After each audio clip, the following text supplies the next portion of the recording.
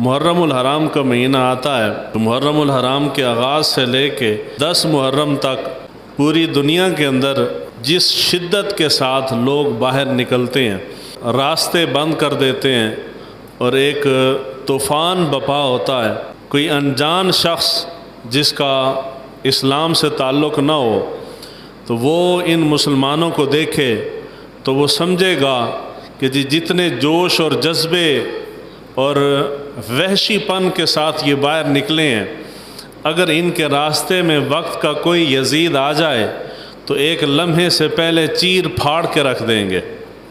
یعنی اس قدر جذبہ حسینی کے ساتھ پاکستانی مسلمان باہر نکل آتے ہیں، یا ایک مخصوص طبقہ باہر نکل آتا ہے، لیکن وہ جذبہ جو ہے وہ جھاگ کی طرح ہے، تھوڑی دیر کے لیے اثر ہوتا ہے، اس کے بعد جھاگ جیسے غائب ہو جاتی ہے ایسے غائب ہو جاتا ہے جذبہ۔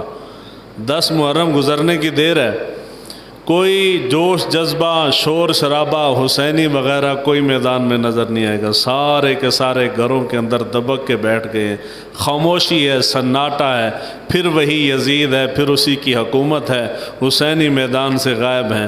حسینیوں کے لیے محرم کے پہلے 10 دن ہیں، اس کے علاوہ پورا سال یزید کا ہے۔ وہ 10 دن انہوں نے باہر نکل کے مرے ہوئے یزید کو گالیاں دے لینی ہیں، مگر وہ جو میدان میں کھڑے ہو کے مردہ یزید کو گالیاں دینے والے، وہ بھی وقت کے یزید کے شانہ بشانہ کھڑے ہوتے ہیں۔ صرف رسم دنیا ہے، موقع بھی ہے، دستور بھی ہے، وہ اس موقع اور دستور کو پورا کرتے ہیں، رسم دنیا کو پورا کرتے ہیں، باہر نکل آتے ہیں حسین کے نام پہ۔ حسین کا نام جس طرح رب کا نام ہے، رب کا نام لوگوں نے کھانے کے لیے رکھا ہے، اپنے مفاد کے لیے، اپنی اغراض و مقاصد کے لیے رب کا نام رکھا ہے، رب کا نام بیچ کے بھی کھاتے ہیں۔ کوئی کائنات کی شے ایسی نہیں جو ہم نے نہیں بیچی۔ جب ہم بہت بے اعتبارے، بہت بے یقینے ہو گئے، لوگ ہم پہ اعتبار یقین نہیں کرتے، تو پھر ہم نے اسی رب کی قسمیں اٹھا اٹھا کے لوگوں کو یقین دلایا۔ اب بھی رب کا نام بیچ رہے ہیں، جب پھر بھی یقین چلا گیا تو پھر قرآن سر پہ رکھ کے ہم نے یقین دلایا۔ یعنی رب کے نام کو بیچنے کا کوئی طریقہ، کوئی شکل اور کوئی صورت ہم نے نہیں چھوڑی۔ اپنے پیٹ کے جہنم کو بھرنے کے لیے ہم نے رب کا نام بیچا۔ پھر جس شے کی ڈیمانڈ ہو جائے وہ چیز مارکیٹ میں آتی ہے، رب کے نام کے بعد ہر بندہ رب کے نام کو بیچنے والا ہے، تو نئی آئٹم آنی چاہیے۔ پھر ہم نے حسین کا نام بیچا، آل بیت کی محبت کا نام بیچا، اتنا بیچا، اتنا بیچا کہ اس دنیا میں لاکھوں لوگوں کا ذریعہ آمدن حسین کا نام ہے۔ وہ حسین جب زندہ تھا تو اس کے دروازے سے کوئی بھی سائل خالی نہیں جاتا تھا، اور اس کی سخاوت کا عالم یہ ہے کہ حسین دنیا سے گئے اور ان کے جانے کے بعد آج تک حسین کا نام بھی لوگوں کو خالی نہیں جانے دیتا۔ لوگ حسین کے نام کے اوپر کھا رہے ہیں، امام علی مقام کا نام بیچ کے، ان کی محبت کا نام علم اٹھا کے وہ بیچ کے کھا رہے ہیں۔ تو حسین سے محبت کسی کو نہیں ہے، رب سے محبت کسی کو نہیں ہے، اہل بیت سے محبت کا علم جو بلند کیا گیا وہ ڈھکوسلا ہے۔ یہ سارے پیٹ کے دندے ہیں، یہ ہمارے پیٹ کے دندے ہیں۔ پیٹ کا جہنم بھرنا ہے تو اس کے لیے مختلف شکلیں، مختلف صورتیں بنا رکھی ہیں۔ اگر ہم حسینی ہوں، حسینیت کا تقاضا یہ ہے، ہمیں یزیدیت سے نفرت ہے تو اس نفرت کا تقاضا یہ ہے کہ جو صدیوں پہلے یزید مر چکا ہے اس سے آپ کو نفرت ہے، اور جو آپ کے زمانے میں یزید ہو آپ اس کے ساتھ کندھے کے ساتھ کندھا ملا کے کیسے کھڑے ہو سکتے ہیں؟ ایک حسینی، حقیقی حسینی کبھی بھی چاہے مرا ہوا یزید ہو یا زندہ یزید ہو، کبھی بھی یزید کے ہاتھ میں ہاتھ حسینی نہیں دیتا۔ اور یہاں حال یہ ہے کہ جو ایک مخصوص ہمارا طبقہ ہے، محرم کے 10 دن انہوں نے نکلنا ہوتا ہے حسین کے نام پہ، وہ لنگر اور سبیلیں اور پتہ نہیں کیا کچھ واہیات پن وہ لے کے باہر نکلتے ہیں، اور جیسے بارش آتی ہے تو حشرات الارض باہر نکل آتی ہیں، اسی طرح محرم آتا ہے تو وہ باہر نکل آتے ہیں۔ پھر وہ 10 دن 10ویں محرم جانے کی دیر ہے، وہ پھر ایسے غائب ہو جاتے ہیں جیسے نائی سر سے بال غائب کر دیتا ہے۔ اب محبت حسین ہے، حسین سے محبت کا تقاضا یہ تھا کہ تم پورا سال حسین کے نام پہ پہرا دیتے، کھڑے رہتے، کبھی بھی 1 انچ بھی پیچھے نہ ہٹتے۔ اور ہمارا حال یہ ہے کہ پورا پاکستان کی کروڑوں عوام جن لوگوں سے تنگ ہے، یہ سارے کے سارے حسینی، نام نہاد حسینی انہی کے ساتھ کھڑے ہیں۔ آل تشیع کا نام لیں کہ جی آل تشیع بڑے حسین سے محبت کرنے والے ہیں، تو کل آل تشیع مسلک کے لحاظ سے بات کر رہا ہوں۔ یہ بڑا سخت جملے ہیں، 4 جملے کہنے لگا ہوں، مگر حقیقت پر مبنی ہے، ہضم بڑی دیر سے ہوں گے، بڑا مشکل ہے ہضم کرنا۔ امام علی مقام کی محبت کے اوپر سب سے زیادہ پوری دنیا کے اندر جو دنگا فساد کرتے ہیں وہ آل تشیع ہیں۔ آل تشیع یہ تاثر دیتے ہیں کہ ہمارے علاوہ حسین سے اور کوئی محبت کرنے والا نہیں ہے۔ آل تشیع یہ تاثر دیتے ہیں کہ آل بیت سے محبت کرنے والے ہم ہیں، آل بیت کی عزت اور ناموس کا دفاع کرنے والے ہم ہیں، اصل حقیقی حسینی ہم ہیں، باقی سارے کے سارے کہ سنی، دیوبندی، اہل حدیث وغیرہ یہ سارے کے سارے یزیدی ہیں۔ تو ان کی نظر میں ہم یزیدی ہیں، ہم حقیقی ذکر حسین نہیں کرتے، وہ حقیقی ذکر حسین کرتے ہیں، ان کی مان لیتے ہیں۔ مگر کیا وہ حقیقی حسینی ہیں؟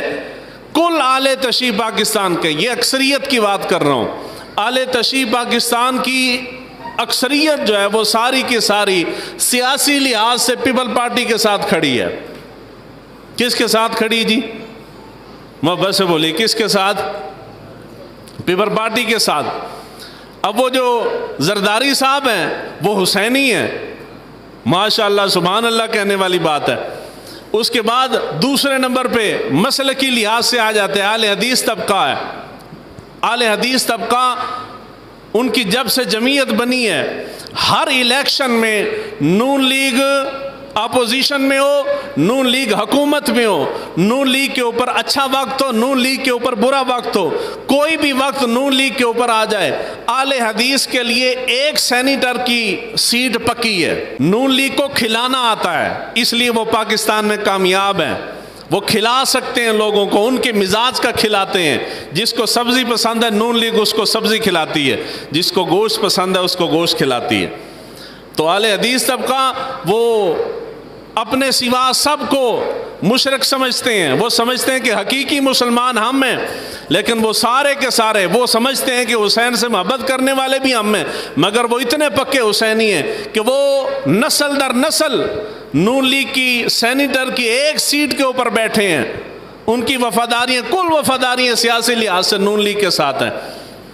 رہ گئے اہل سنت، تو اہل سنت کا بابا آدم وکھرا ہے، یہ خود اپنے آپ نہیں ہیں، ان کے اتنے طبقے ہیں، مگر حقیقت جس کو جھٹلایا نہیں جا سکتا۔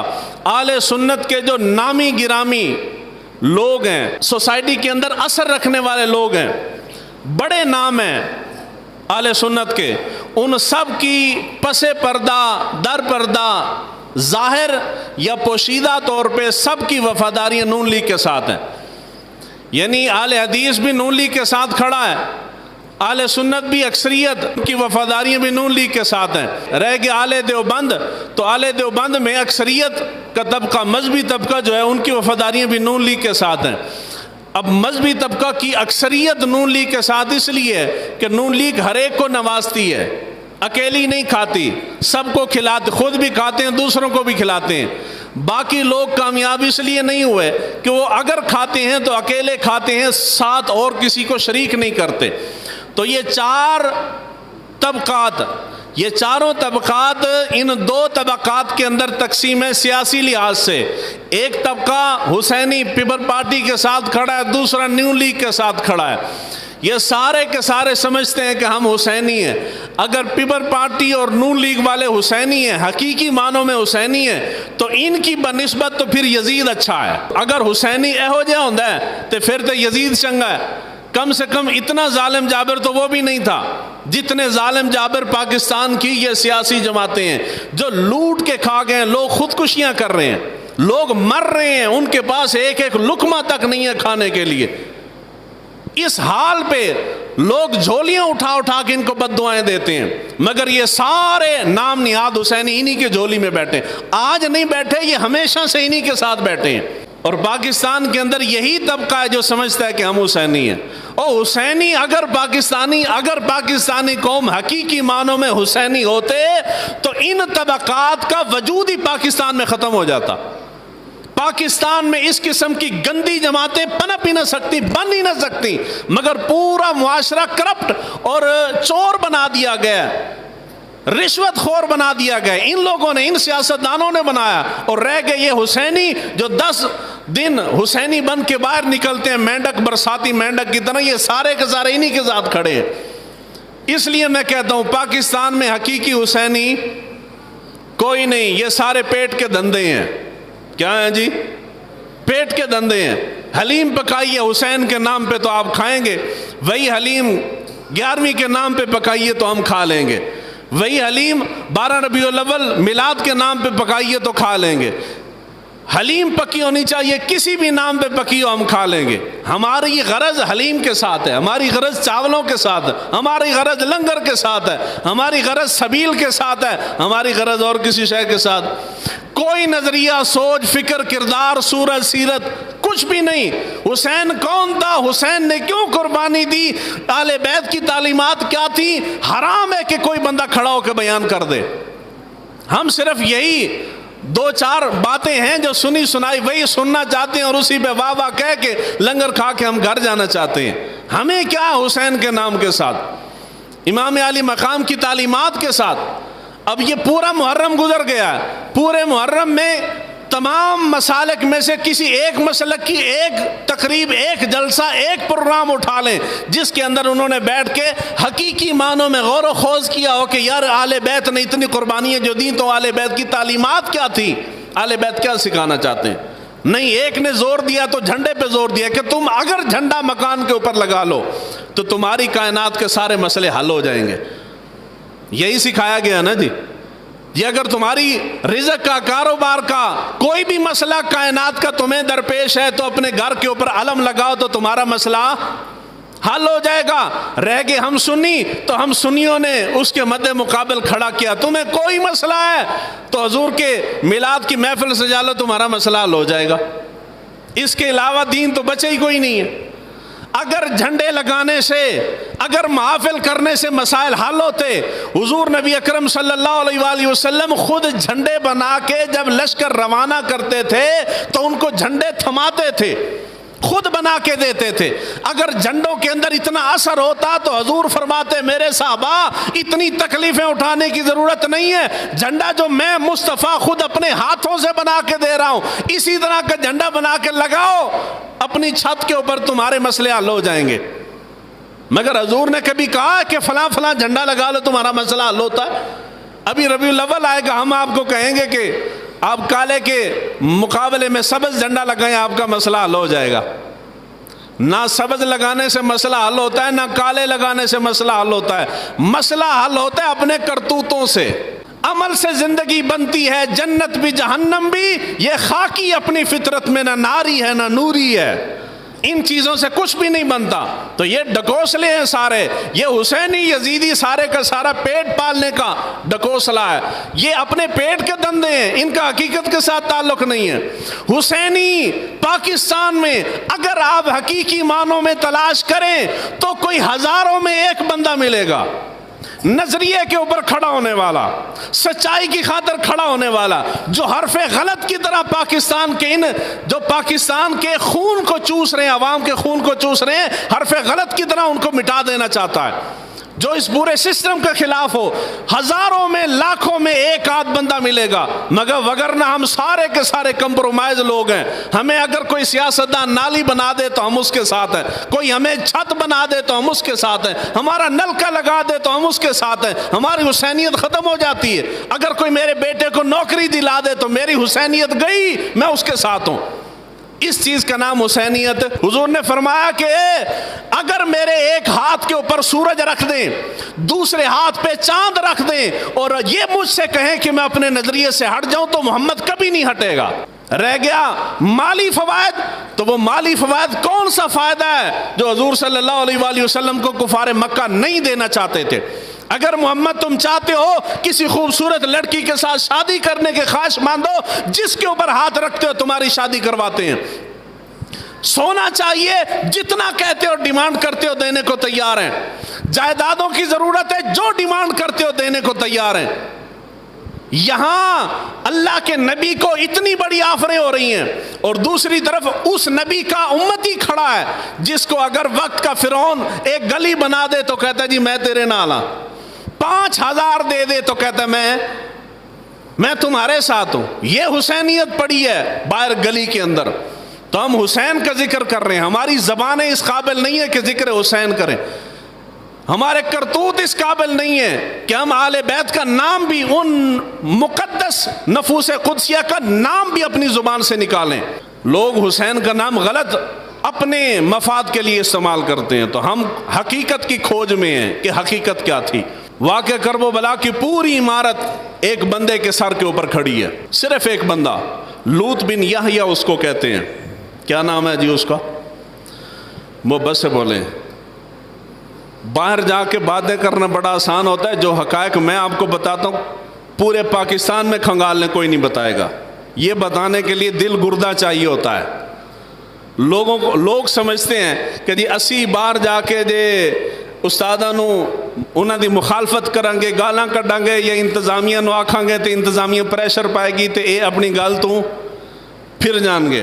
میں نے واقعہ کرب و بلا بیان کیا آج سے تقریباً میرے خیال میں 2 سال ہو گئے ہیں۔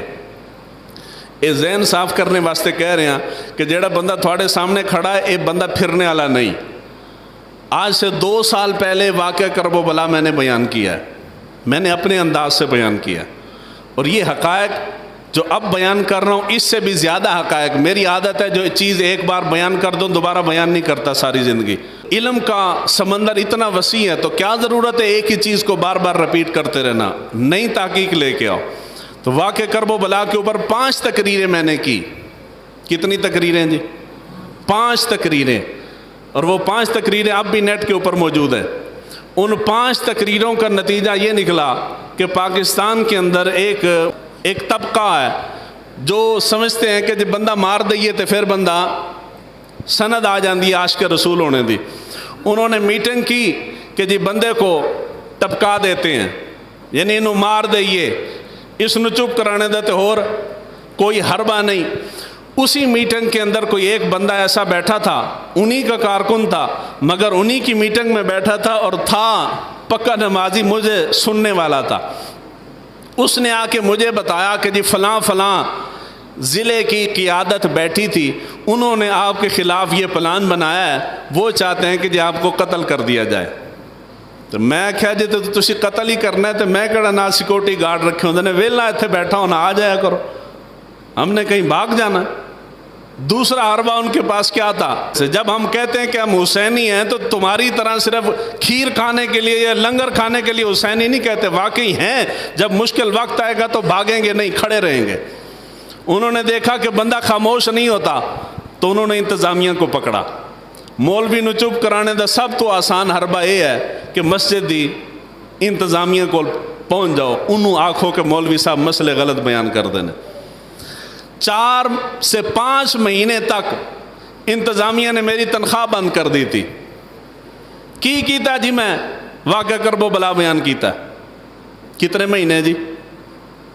ایک بار آکھو تو تھوڑی نہیں بند ہونی، میری ہوئی سی 5 مہینے، 5 تن پاک دے نا تے 5 مہینے تنخواہ بند رہی ہے، اور میں ممبر رسول پہ کھڑا ہوں، کسی کو اشارے کنائے میں بھی میں نے نہیں کہا کہ میری تنخواہ بند ہو گئی ہے۔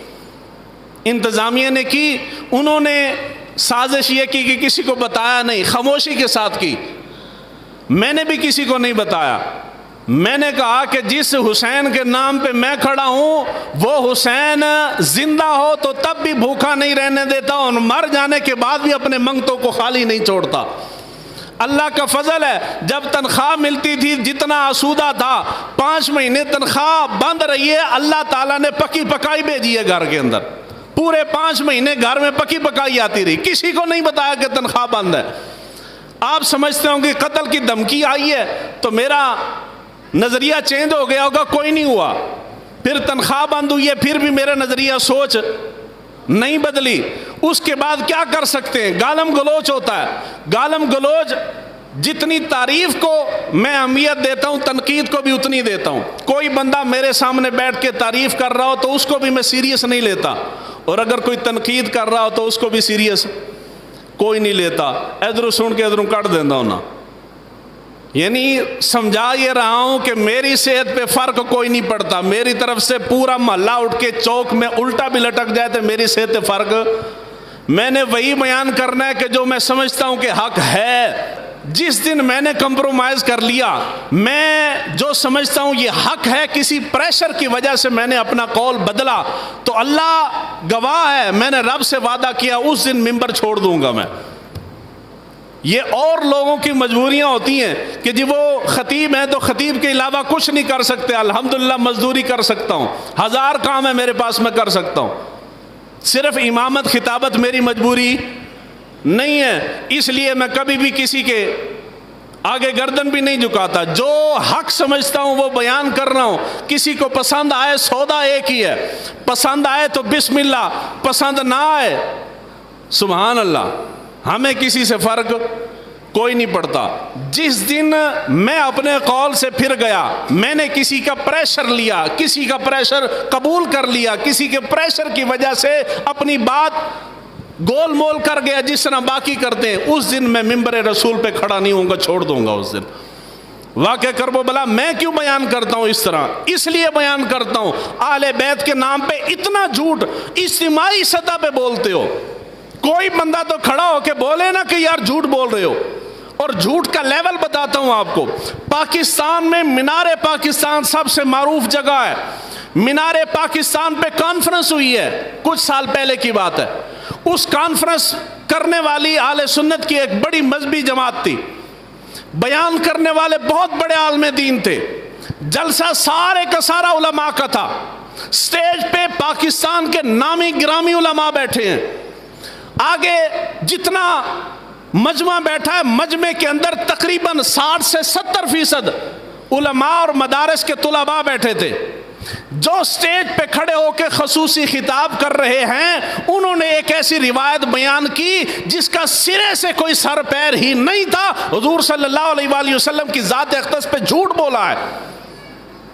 پورے پاکستان کے علماء بیٹھے. کسی میں تو ہمت ہو نا کھڑا ہو کے کہہ دے کہ یار اتنا علم سینس تو ہوتا ہے نا کہ یار اب روایت جو بیان کر رہے ہیں جھوٹی ہے. جھوٹ بولنا حضور کی طرف منسوب کر کے گناہ کبیرہ ہے.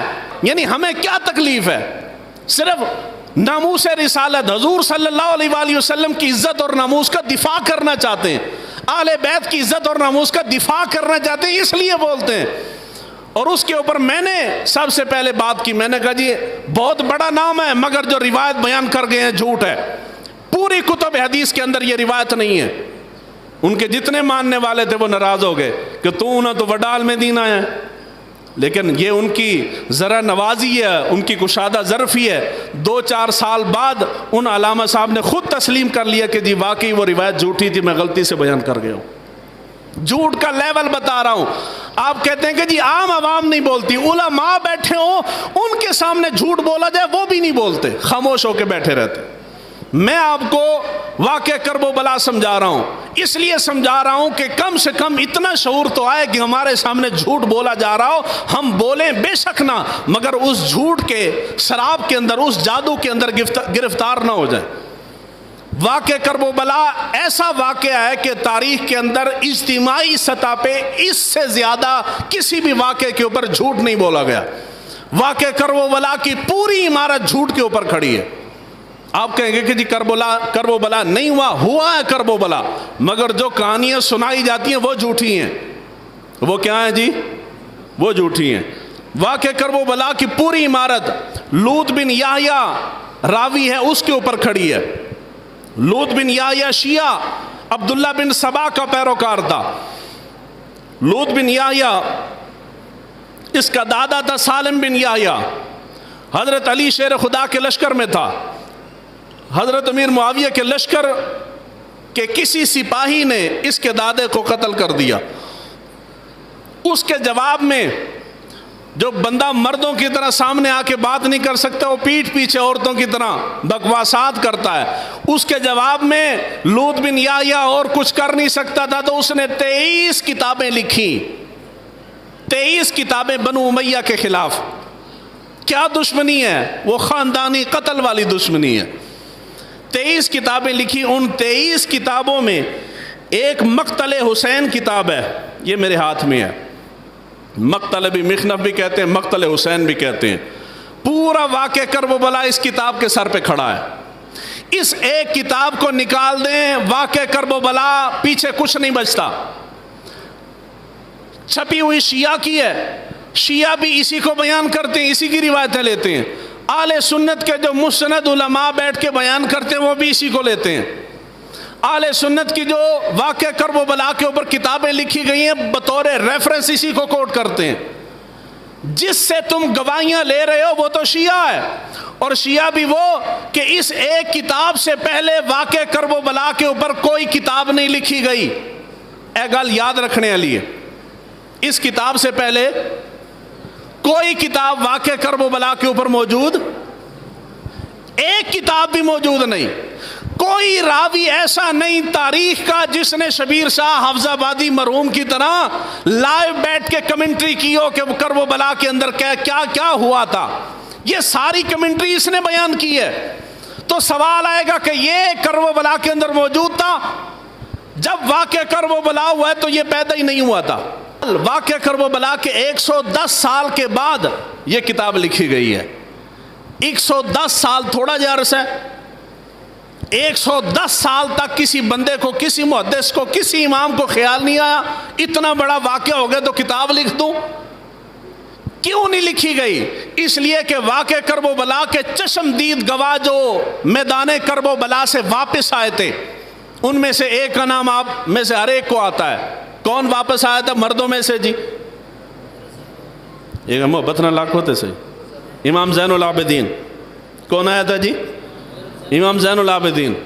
یہ لوط بن یحییٰ سے زیادہ عظیم یہ نہیں تھا کہ حضرت امام زین العابدین خود بیان کرتے، چشمدید گواہ تو حضرت امام زین العابدین ہے، وہ بیان کرتے کہ واقعہ کرب و بلا کے اندر کیا کیا پیش آیا، وہ بیان کرتے تو کر سکتے تھے، مگر امام زین العابدین نے بیان بعد میں جو بندہ موجود ہی نہیں تھا۔ مثال ہے آپ یہاں 30 40 50 بندہ بیٹھا ہے، آپ لائیو مجھے اپنی آنکھوں سے دیکھ رہے ہیں، سن رہے ہیں، آپ باہر جا کے کہیں کہ جی استاد یہ بات کر رہے تھے تو بات سمجھ میں آتی ہے۔ ایک بندہ راولپنڈی میں بیٹھا ہے، اس نے مجھے سنا نہیں، اس نے یہاں جمعہ نہیں پڑھا، اس کو پتہ نہیں کہ میں نے کیا کہا ہے، وہ وہاں بیٹھ کے کہہ دے کہ یہ وہاں جمعے کے اندر یہ بات کہہ رہے تھے، کوئی صاحب عقل بندہ تسلیم کرے گا؟ اس نے کہنا تو وہاں تھا ہی نہیں، تجھے کیسے پتا کیا کہہ رہا تھا؟ لوط بن یحییٰ واقعہ کرب و بلا کا چشمدید گواہ نہیں ہے، شیعہ راوی ہے، ساری کہانی کرب و بلا کی اسی نے گھڑی ہے، بیان کرنے والے سنی بھی ہیں، شیعہ بھی ہیں، سارے کے سارے بیان کرتے چلے جا رہے ہیں۔ اب سوال آئے گا کہ کیا واقعہ کرب و بلا نہیں ہوا؟ واقعہ کرب و بلا ہوا ہے، واقعہ کرب و بلا ہوا ہے۔ کیسے ہوا ہے؟ اس کی دو صورتیں، امکانی صورتیں جو بیان کی جاتی ہے وہ بھی امکانی صورت ہے، اس کے اوپر کوئی بھی گواہی موجود نہیں، چشمدید گواہ کوئی نہیں ہے، اور جو صورت میں بیان کر رہا ہوں یہ بھی امکانی صورت ہے، مگر عام معروف صورت سے یہ صورت جو میں کہہ رہا ہوں یہ زیادہ مضبوط ہے۔ کیوں؟ اس لیے کہ اس کے اوپر بہت سارے دلائل موجود ہیں، قرائن سے یہ بات ثابت ہوتی ہے کہ اسی طرح ہی ہوا ہوگا۔ یہ نقشہ میں نے بنا کے آپ کے سامنے رکھا ہے، سمجھنے میں آپ کو آسانی ہوگی۔ شمال، مشرق، مغرب اور یہ جنوب، آپ میں سے ہر ایک نے بچپن سے سن رکھا ہے۔ امام علی مقام، یہ کوئی بچہ نیچے مٹا گیا سارے کا سارا، یہاں مدینہ اور یہاں نیچے مکہ ہے۔ حضرت امیر معاویہ کے وصال کے ساتھ ہی فوراً یزید نے حکم نامہ جاری کیا کہ امام علی مقام اور جتنے 4-5 لوگ اور تھے جنہوں نے بیعت نہیں کی تھی ان سے بیعت لی جائے۔ جب بیعت کا کہا گیا 15 رجب کو یزید تخت پہ بیٹھا، 28 رجب کو امام علی مقام مدینہ سے رخصت ہوئے مکہ کی طرف، مکہ کی طرف آئے۔ مکہ کے اندر 28 رجب یعنی رجب کا مہینہ، شعبان، رمضان، ذیقعد اور ذی الحج، یہ 3-4 مہینے امام علی مقام نے کہاں گزارے؟ مکہ میں۔ کہاں گزارے جی؟ مکہ میں۔ اب بیان کرنے والا بیان یہ کر رہا ہے کہ یزید یہاں تخت پہ بیٹھا دمشق شام کے اندر بیٹھتے ساتھ ہی اس نے فرمان جاری کیا کہ حسین سے بیعت لو. حسین نے بیعت نہیں کی تو مجبوراً اپنی جان کی حفاظت کی خاطر امام علی مقام کو یہاں سے ہجرت کرنی پڑی. یہاں سے ہجرت کر کے امام علی مقام مکہ تشریف لے آئے. سوال یہ ہے، پہلا سوال یہ ہے کہ یہاں جب بیٹھے تھے تو امام علی مقام یزید کے لیے خطرہ تھے. امام علی مقام مدینہ سے ہجرت کر کے مکہ تشریف لے آئے، 4 مہینے تک مکہ تشریف فرما رہے. یزید کی حکومت کو خطرہ نہیں ہوا؟ گل سمجھی چاندی کوئی؟ جی میں راول پنڈی میں بیٹھا ہوں تو حکومت کے لیے خطرہ ہوں، میں اسلام آباد میں آ جاؤں تو کوئی خطرہ نہیں ہوں.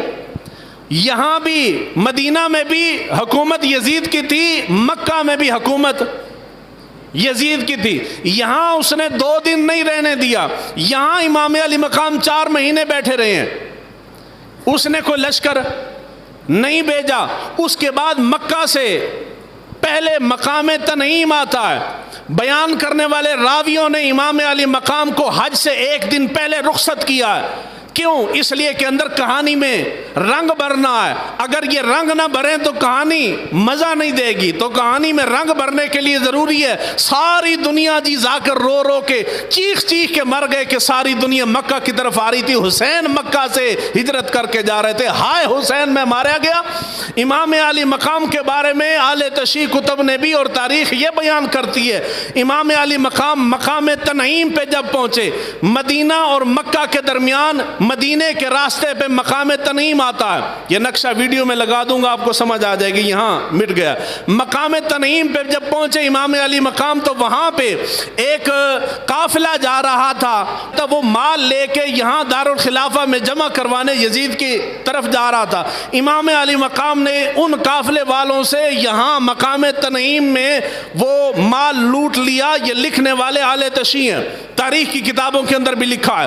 اگر امام علی مقام یہاں مقام تنعیم سے مال اٹھاتے ہیں تو وہ جو قافلہ وہاں مقام تنعیم پہ پہنچا، ان کی روٹین تاریخ کے اندر موجود ہے کہ وہ آتے تھے، آ کے حج کرتے تھے، حج کرنے کے بعد اپنا مال لے کے دارالخلافہ جاتے تھے. اگر حج کر امام علی مقام نے یہاں سے مال ان سے لیا ہے، اس کا مطلب یہ ہے کہ امام علی مقام نے یہاں حج کیا ہے، حج کے بعد وہ قافلہ روانہ ہوتا ہے، حج سے پہلے روانہ. اگر میں کہہ دوں کہ امام علی مقام حج کر کے نکلے ہیں تو پھر تو رونا نہیں نہ آئے گا. ذاکر کس طرح مجمع کو رلائے گا کہ جی ساری دنیا جدو حسین ساری دنیا مکے دی طرف آ رہی سی حج کرنے واسطے، ہائے نانا میں اس مکے نو چھوڑ کے تو میں کربو بلا دی طرف نکل پیا. یہاں تو کہانی میں انٹرسٹنگ چس نہیں آئے گی، تو چس لانے کے لیے پھر یہ ٹوٹ پھوٹ کرنی پڑتی ہے. امام علی مقام یہاں سے نکلے. اگر آپ نے بچپن سے سن رکھا ہے امام علی مقام کو خط کس نے لکھے تھے؟ یہ تو تھانوں پتہ ہی ہے کس نے لکھے تھے. کوفیوں نے. کوفیاں لکھے نا جی، یہ تو کوئی ڈھکی چھپی بات نہیں، چھوٹا چھوٹا بچے کو بھی معلوم ہے کوفیوں نے خط لکھے تھے. امام علی مقام یہاں سے یزید کے تخت کے اوپر کوفیوں کے بلاوے کی وجہ سے امام علی مقام مدینہ سے نکلے ہیں. مدینہ سے نکل کے کوفہ کی طرف جانا چاہتے تھے، کوفی دعوت دے رہے تھے. یہاں سے کوفیوں کو ساتھ ملا کے امام علی مقام دمشق کے اوپر حملہ کرنا چاہتے تھے، یزید کے تخت کو تہس نہس کر دینا چاہتے تھے، اسلام کی بقا چاہتے تھے، اسلام کو بچانا چاہتے تھے. یزید نے اسلام کا بیڑا غرق کر رکھا تھا. تو امام علی مقام مدینہ سے نکلے، یہاں مکہ ہے یعنی جنوب کی طرف آئے، حالانکہ امام علی مقام کو شمال کی طرف جانا چاہیے تھا. مدینہ سے نکلتے سیدھا حاجز کے مقام پہ، یہاں سے سیدھا شارٹ کٹ کوفہ چلے جاتے. مگر امام علی مقام مدینہ سے نکل کے یہاں تقریباً 128 میل کا فاصلہ ہے. مدینہ سے نکل کے امام علی مقام کہاں آئے؟ مکہ کی طرف. کہاں ہیں جی؟ مکہ کی طرف. ساتھ بولتے رہیں گے، یہ 2 جملوں میں گفتگو ختم کر رہا ہوں. یہاں مکہ سے چل کے 30 منازل ہم کہتے ہیں، اور اہل تشیع 28 کے قریب یا 40 کے قریب منازل بیان کرتے ہیں. منزل کہتے ہیں سرائے کو، یعنی یہاں سے ایک قافلہ نکلا نا، اس وقت گاڑیاں نہیں ہوتی تھی. ایک قافلہ جی اس وقت حد مقرر تھی کہ ایک قافلہ ایک دن میں اتنا سفر کر سکتا ہے. اس سے آگے سفر نہیں کر سکتا. جتنا سفر طے کر سکتا ہے اتنے سفر کے مقام کے اوپر ایک سرائے بنایا ہوتا تھا. وہاں سہولیات پانی وغیرہ کھانے پینے کی سہولیات ہوتی تھی. جو قافلہ نکلتا تھا اسی حساب سے نکلتا تھا. امام علی مقام مکہ سے نکلے. کوفیوں نے خط لکھا ہے, انہوں نے قاصد بھیجے تھے. بہت سارے سرداران کوفہ امام علی مقام کے ساتھ تھے. امام علی مقام یہاں سے چلے. 28 منازل جو یہ میں نے بیان کر دیے, 38 منازل جو بیان کر دیے, وقت نہیں ہے. یہاں اجزف مقام کے اوپر جب پہنچے تو حضرت عبداللہ بن مطیع سے امام علی مقام کی ملاقات ہوئی. سالبیہ کے اوپر جب امام علی مقام پہنچے تو امام علی مقام نے اپنے چچا زاد حضرت مسلم بن عقیل کو کوفہ بھیج رکھا تھا. ان کے بلانے کے اوپر امام علی مقام چلے کوفہ کی طرف. جب سالبیہ کے اوپر پہنچے تو آپ کو اطلاع ملی کہ کوفیوں نے بے وفائی کی ہے اور حضرت مسلم بن عقیل کیا ہو گئے ہیں, محبت نہ لاکھوں سے کی ہو گئے نے, شہید ہو گئے ہیں. یعنی یہاں آپ کو کوفیوں کی غداری کی اطلاع ملی, مگر لوط بن یحییٰ کی ضد یہ ہے کہ وہ چاہتا ہے کہ امام علی مقام اس کے باوجود بھی کوفیوں کے اوپر بھروسہ کر کے چلے گئے. عقل انسانی حیران ہے کہانی تخلیق کرنے والے کے اوپر. امام علی مقام کو پتہ چلا, اس کے باوجود بھی یہاں سے چلتے چلتے مقام ذو حسم پہ پہنچے. یہ وہ مقام ہے جہاں یہ لشکر یزید میں سے سپہ سالار جو پہلے لشکر یزید میں تھا پھر لشکر حسینی میں آیا, حضرت حر بن یزید لشکر لے کے ہزاروں کا سپاہی سامنے کھڑے تھے. یہاں آ کے اس نے امام علی مقام کو روکا. امام علی مقام رک گئے. اس نے پوچھا کہ جی کہاں کا ارادہ ہے؟ آپ نے فرمایا کوفہ جا رہا ہوں. کیوں جا رہے ہیں؟ جی کوفیوں نے خط لکھے ہیں. کون سے کوفیوں نے خط لکھے ہیں؟ امام علی مقام کے پاس وہ جو ہزاروں کے حساب سے خطوط تھے, امام نے وہ سارے کے سارے میدان میں الٹ دیے. جنہاں نے خط لکھے سن وہ سارے دے سارے کتھے سن؟ امام علی مقام دے نال کھڑے سن. کتے سن جی؟ مثال دے رہے ہیں تو انہوں پورا واقع کر وہ بلا اسی ایک مثال اس سمجھ آ جائے گا. ایس سوڈی دے اندر نا ایک برادری کھڑی ہوئے تے منو آکھے کہ تسی ایس انتظامیہ دے خلاف بغاوت کر دو, اسی تھوڑے نال ہاں, اسی تھوڑے نال ہاں. تو میں آکھاں جی ٹھیک ہے, گل ہو جائے تے این موقع تے میں پکڑیا جاؤں. کی ہو جائے؟ پکڑیا جاؤں. تے میں اے راز فاش کر دیا کہ جی مینو بہکانے والا کیڑا کیڑا بندہ سی, کس برادری نے مینو آکھے کہ تو انتظامیہ دے خلاف بغاوت کر دے. او جڑے مینو اس چیز دے ہوتے اکسان والے سن, انہاں دے پلے کوئی شے رہ جائے گی؟ رہ جائے گی جی؟ کوئی کچھ نہیں رہ جائے. حکومت ہے یزید کی, کوفی خطوط لکھ رہے ہیں در پردہ کہ اگر آپ ہمارے پاس تشریف لے آئیں تو ہم آپ کی بیعت کرتے ہیں, یزید کی ایسی کی تیسی کر دیں گے. یہ سارے خطوط لے کے ان کوفیوں کے سارے سرداران امام علی مقام کے ساتھ تھے, اکٹھے جا رہے ہیں. یہاں جا کے اطلاع ملی کہ کوفیوں نے غداری کر دیے. یہاں پہنچے تو ذو حسم پہ حضرت حر بن یزید کے سامنے امام علی مقام نے وہ راز اگل دیا ہے. مجھے کس نے بلایا؟ جی کوفیوں نے بلایا. کون سے کوفی؟ وہ سارے خطوط نکال کے باہر رکھ دیے. اور کوفی سردار سارے کے سارے امام حسین کے ساتھ کھڑے ہیں. ان کو سمجھ آئی کہ گیم الٹ گئی ہے. گیم کیا ہوئی ہے جی؟ الٹ گئی ہے. یہاں حر نے آپ کا لشکر روکا, اس کے باوجود امام علی مقام کہانی جیسے ہے نہیں رکے. وہ بتانے کے باوجود بھی امام علی مقام چلتے چلتے ساری کائنات کو معلوم ہے کہ امام علی مقام, یہاں گفتگو ختم کر رہا ہوں, اگلا حصہ اگلے جمعہ کو, پوری کائنات کے بچے بچے کو ازبر کروا دیا گیا کہ جی مدینہ سے کوفیوں نے خطوط لکھے تھے, امام علی مقام کوفہ جا رہے تھے. کہاں جا رہے تھے جی؟ محبت نہ لکھواری آنکھوں, کتھے جا رہے سن؟ کوفہ جا رہے تھے.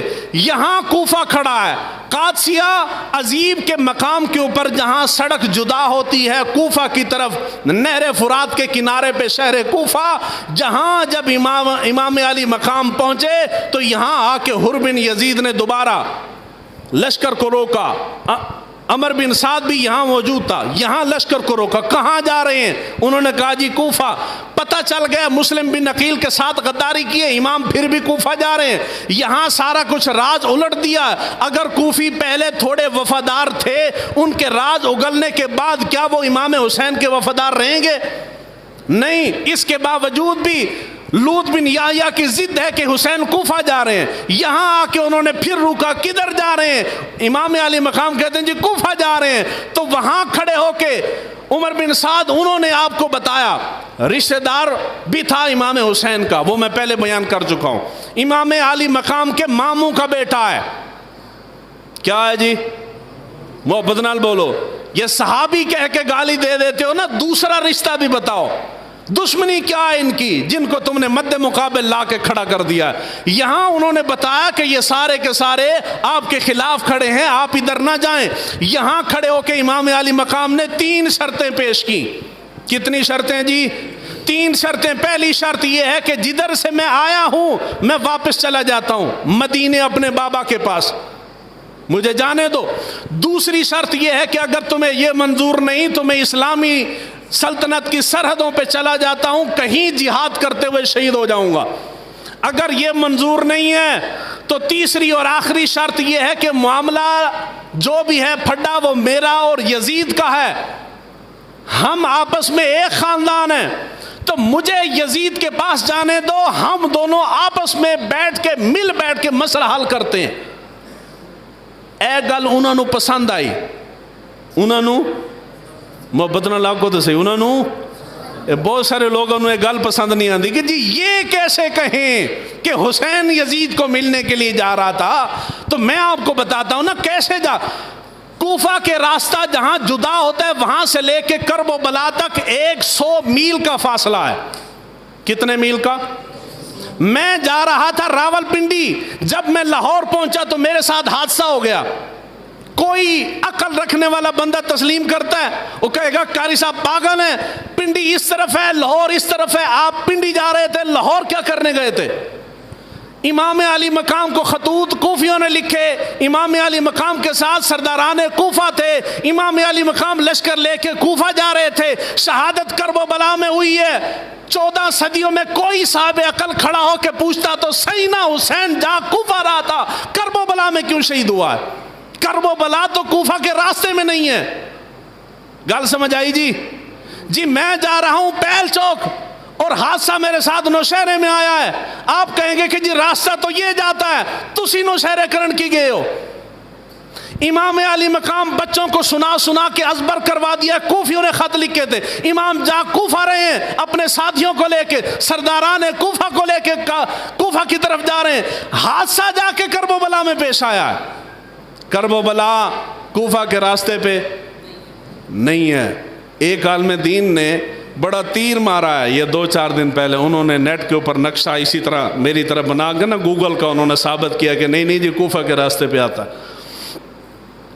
انہوں نے آج کا نقشہ غلطی جہاں وہ کر گئے، انہوں نے اب کا نقشہ رکھا ہے۔ بات ہو رہی ہے آج سے 14 صدیوں پہلے کی، 60-61 ہجری کی ہو رہی ہے۔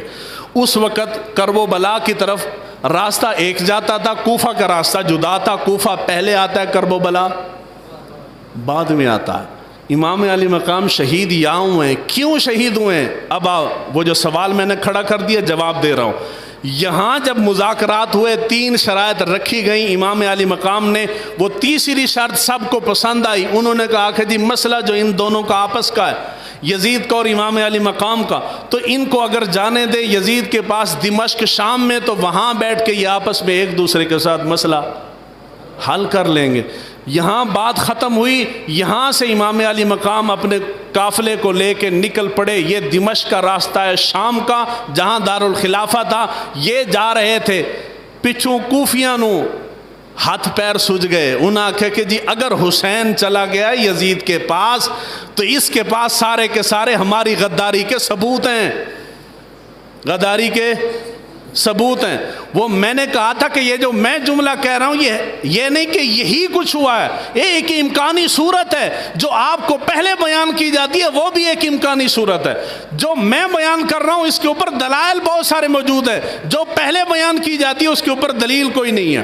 تو یہاں پہنچ کر سرداران کوفہ جو تاریخ بیان کرتی ہے شیعہ بھی اور سنیوں کی بھی کہ سرداران کوفہ امام علی مقام کے ساتھ تھے، یہاں سے کوفی ساتھ ہو گئے، یہاں انہوں نے دیکھا کہ ہماری غداری آشکار ہو جائے گی اور ہم مارے جائیں گے، یہ دونوں بندے ایک ہی خاندان کے ہیں، حسین اور یزید آپس میں بیٹھیں گے، ان کی غلط فہمیاں جو بھی معاملات ہیں یہ یزید کو کر لیں گے ٹھیک، اس کے بعد یزید کہے گا کہ جی آپ کا اور میرا معاملہ تو ہو گیا صاف، اب بتائیں کہ آپ کو اس بات پہ اکسایا کس نے؟ تو امام علی مقام کیا کریں گے؟ جن جن بندوں نے خطوط لکھے تھے، ہزاروں کی تعداد میں امام علی مقام کے پاس تھے، وہ سارے کے سارے خطوط دے دینے تھے امام علی مقام نے یزید کو۔ یزید نے حسین کو تو کچھ نہیں کہنا تھا، پر انہاں سارے نو ٹنگ دینا سی، انہاں سارے نو ٹنگ دینا سی، بس یہی خطرہ تھا۔ انہوں نے کہا کہ کائنات ادھر سے ادھر ہو جائے، حسین کبھی بھی دمشق نہیں پہنچنا چاہیے، دمشق۔ اور آخری اس کے اوپر دلیل دے جاؤں، اگلی گفتگو اگلے جمعۃ المبارک کو ہوگی، آخری گفتگو جملہ کہہ رہا ہوں۔ آپ کو کہتے ہیں کہ جو خیموں کو جلا دیا گیا تھا، سنیا نا تسی، مگر کسی کی تاریخ یہ بیان نہیں کرتی کہ جو خیمے جو جلے تھے تو خیموں کے اندر کوئی بندہ بھی جلا تھا، کوئی بندہ اہل بیت کا خیموں کے اندر موجود، تاریخ جو بیان کی جاتی ہے کوئی بندہ موجود نہیں تھا، تو پھر خالی خیموں کو کیوں جلا رہے ہو؟ مال تو اس کے اندر موجود نہیں، اہل بیت تو مال کے حریص نہیں ہے، وہ مال تو رکھتے نہیں، کیوں جلا رہے ہو؟ صرف اس لیے کہ ان خیموں کے اندر وہ ہزاروں کے حساب سے خطوط پڑے تھے۔ گل سمجھ آئی تھی؟ کیا پڑے تھے خیموں میں؟ خطوط پڑے تھے۔ نشان مٹانا تھا غداری کا، تو غداروں نے مٹا دیے۔ اس کے بعد بخاری سے آخری حوالہ دے رہا ہوں، جب میں کہتا ہوں کہ غداری کوفیوں نے کی ہے تو بخاری شریف کے اندر امام بخاری کہتے ہیں حضرت عبداللہ بن عمر رضی اللہ تعالیٰ عنہ بیٹھے تھے، کوئی عراقی شخص آیا، اس نے آ کے امام حضرت عبداللہ بن عمر سے مسئلہ پوچھا کہ اگر یہ مچھر کے مرنے کا مسئلہ اس نے پوچھا، تو حضرت عبداللہ بن عمر فرمانے لگے خدا کی قدرت دیکھو، خدا کی لعنت ہو تم لوگوں پہ، تم لوگوں نے، وہ عراق کا کوفہ کا رہنے والا تھا، تو حضرت عبداللہ بن عمر نے کہا کہ لعنت ہو خدا کی تم پہ، تم لوگوں نے نواسہ رسول کو اور اہل بیت کرام کے خانوادے کو تب صحرا کے اندر بھوکا پیاسا شہید کر دیا ہے، یہاں کھڑے ہو کے مجھ سے مچھر کے مرنے کا مسئلہ پوچھتے ہو؟ صحابہ یہ سمجھتے تھے کہ حسین کو قتل کرنے والا کون ہے؟ ایک باری آنکھتے چھڑو، میں نے سمجھ آیا تو انہوں سمجھ آئی۔ یہ جو جملہ میں نے کہہ دیا نا بخاری کی روایت، یہ صرف ایک روایت ہے، اگلے جمعۃ المبارک کو 20 حوالے آپ کو دوں گا۔ اللہ تعالی ہمیں دین کو سیکھنے سمجھنے کی توفیق عطا فرمائے۔